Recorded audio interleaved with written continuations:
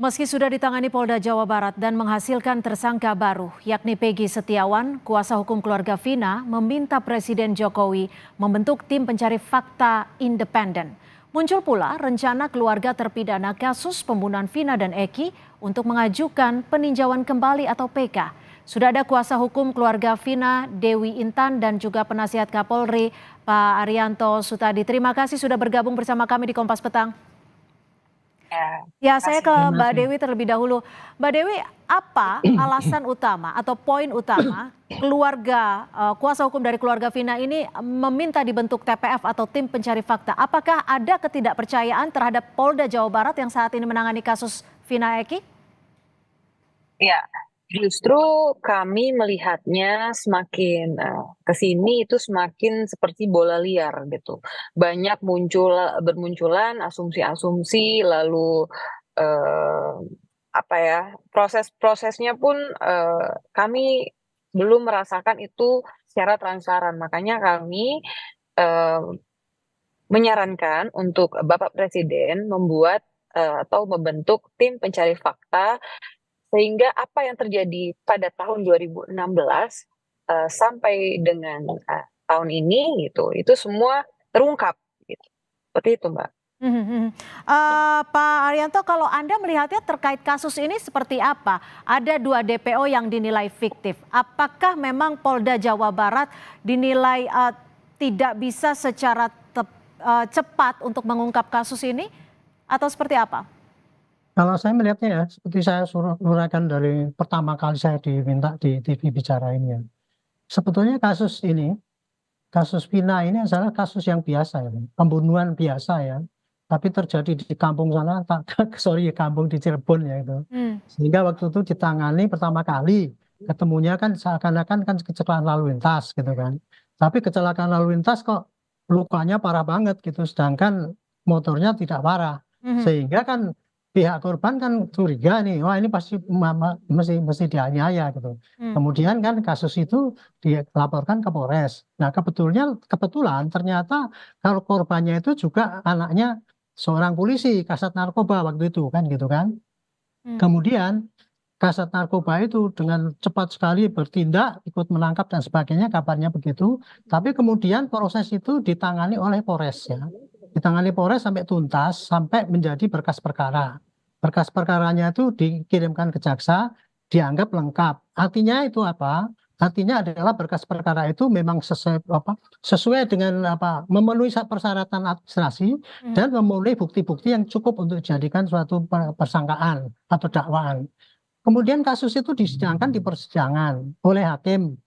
Hakimnya juga gabungan kan, tidak hakim tunggal. Kemudian sampai di tingkat pengadilan pertama diputus, sudah putus 8 gitu ya, yang 3 masih DPO.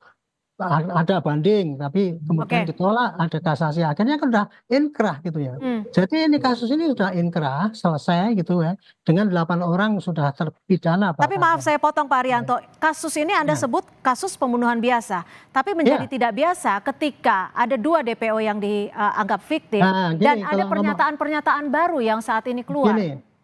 Ini kasus biasa, cuman menjadi viral karena ada kecurigaan. Dulu penanganan di Polres itu tidak fair kan gitu, ada pemaksaan kan, itu yang terjadi kan gitu kan. Nah atas sanggahan-sanggahan ini mestinya ya itu tidak akan bisa merubah putusan yang sudah inkrah itu.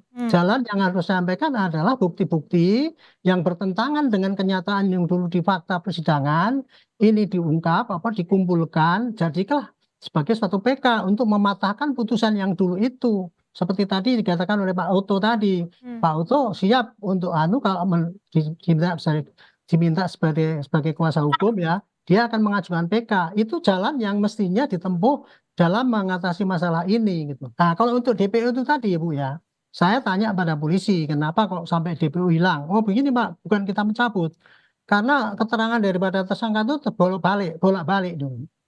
Dulu menurut putusan yang pertama inkrah itu kan sebetulnya tiga DPO gitu ya. Tapi kemudian ada ini gejala baru ya, menurut saya gejala baru. Pencabutan 5 orang itu rame-rame setelah 8 tahun berlalu kan itu kan gitu.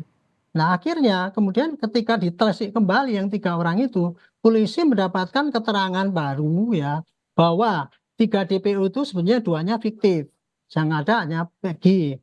Maka kemudian ke polisi ya sudah yang ada itu dulu tangkap dulu, yang 2 nanti menyusul gitu. Kira-kira begitu yang terjadi. Nah, Artinya menyusul sekarang bukan artinya fiktif dong? bukan. Sekarang kan yang dikatakan keterangan daripada saksi itu malah kan fiktif gitu, Mbak. Oke, Nah, kemudian dengan perkembangan baru ini, ada keterangan baru yang masih menggigit si Peggy itu. Berarti kan ada cukup data untuk menangkap dia. Jadikanlah dia sebagai tersangka. Tapi yang 2 ini tidak menutup kemungkinan untuk jadikan DPO lagi, jadi tersangka lagi, gitu oke. loh. Jadi sekarang ini penyidikan ini tahap kedua, yaitu meneruskan penyidikan pada Peggy yang dulu menjadi utang katanya belum selesai itu, Oke, dengan penyidikan baru. baik.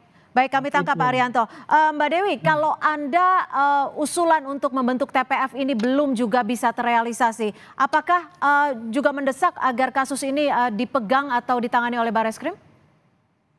Iya, pasti Mbak. Kami mengusulkan hal-hal yang menurut kami memang memberikan titik terang kepada kasus ini, karena kan ini seperti bola liar, muncul asumsi-asumsi karena mungkin ketidakpercayaan masyarakat dan lain sebagainya dalam kasus ini. Nah, makanya kami menghimbau untuk membentuk tim pencari fakta sehingga fakta-fakta yang terjadi pada tahun 2016, karena kan ini BAP 2016 dan BAP 2024 itu sangat bertolak belakang, terutama pada hilangnya 2 DPO. 2 DPO tersebut jelas ada di putusan bahwa mereka yang menganiaya, mereka yang memperkosa, lalu mereka juga yang membawa jenazah tersebut ke flyover. Lalu bagaimana ketika 2 DPO tersebut dinyatakan sekarang tidak ada, berarti apakah fakta-fakta persidangan pada hari itu juga dianggap fiktif? Nah, itu yang harus kita pertanyakan, Mbak, gitu sekarang. Oke, Lalu siapa yang menggantikan peran-peran tersebut gitu? Sementara di putusan itu jelas semua peran 2 DPO tersebut secara lengkap diuraikan. Seperti itu, Mbak. oke. Tapi kalau dari tim kuasa hukum keluarga almarhum Vina sempat atau ada menemukan bukti-bukti baru tidak? Atau Belum ada, saksi-saksi belum lainnya? ada. Kalau saksi-saksi kan sekarang memang bermunculan saksi-saksi baru yang memang kami tidak mengenali pada saat itu. Keluarga juga kami tanyakan juga tidak mengenali.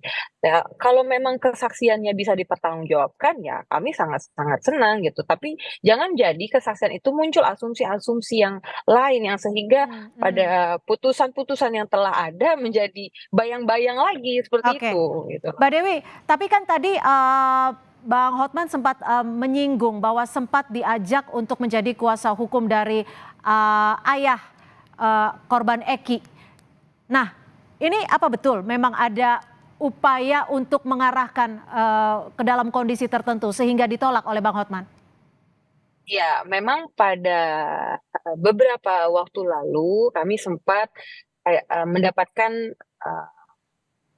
informasi bahwa ada yang ingin bertemu, lalu ada seseorang memang menemui tim kami untuk mengajak berdiskusi. Lalu beliau menyampaikan bahwa Pak Rudiana ingin juga memakai tim Hotman 911 sebagai kuasa hukumnya seperti itu, dan kami jelas menyampaikan kepada Pak Hotman, lalu Pak Hotman menolak gitu. Seperti itu, Mbak. Itu saja sampai itu. Baik, Pak Arianto, ini kan juga ada permintaan agar penyidik yang lama tidak kembali diikutkan dalam pemeriksaan kali ini. Tanggapan Anda seperti apa? Sudah tepat? Itu sudah dilakukan. Itu sudah dilakukan tanpa diminta oleh Pak Oto. Itu sudah dilakukan oleh Kapolda Jabar ketika kemarin menjadi ribut itu. Kemudian saya telepon menerangkan begini, Pak, yang penyidik lama sengaja tidak kami libatkan karena dianggap itu sudah terindikasi atau apa dan sebagainya. Sehingga kami pilih sekarang penyidik baru supaya clean dan akan melaksanakan tugas dengan benar gitu. Kira-kira begitu. Dan ini saya sampaikan tadi Mbak Dewi ya. Sekarang bukannya ini kok kemudian tidak jelas, tapi menurut saya ini sudah jelas mulai melangkah ya. Karena melanjutkan dari yang dulu belum ketemu itu ya 3 DPO. Satu orang ini sekarang sudah disidik kan gitu kan. Nah, ini penyidikan sekarang ini saya pikir nggak akan mungkin polisi akan senang sendiri. Dia akan sangat hati-hati.